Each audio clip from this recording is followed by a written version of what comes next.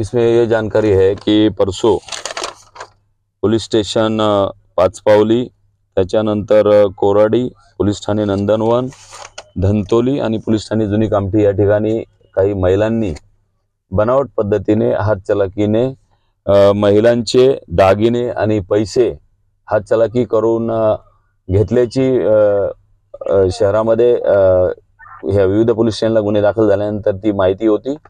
त्यानंतर गुन्हे शाखा युनिट क्रमांक 3 त्यांच्यावर वर्कआउट करत होते। त्यानंतर रात्री आम्ही नाईट गस्टमध्ये असताना आमचे डीबी पथक आणि आम्ही कंट्रोलवरून माहिती मिळाल्यावरून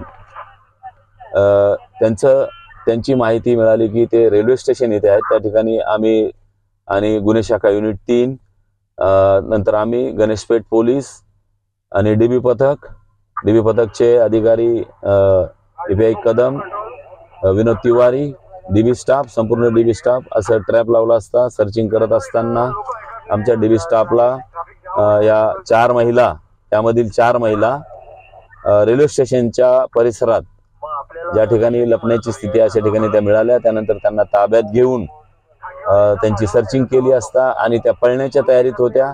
एक भाड्याने त्यांनी गाडी सुद्धा केलेली होती आणि ते पळून जाण्याच्या तयारीत असताना बर्डी पोलीस स्टेशनच्या डीबी पथकाने त्यांना पकडलं आणि त्यांना ताब्यात घेतलं असता त्यांच्याकडून जवळपास 3,29,700 रुपयाचा मुद्देमाल हस्तगत केलेला आहे। त्यांची नावे आहेत पारू परमार, रत्ना सोलंकी, पूजा सोलंकी, गोपी सोलंकी या सर्व दिल्लीच्या सराईत गुन्हेगार आहेत।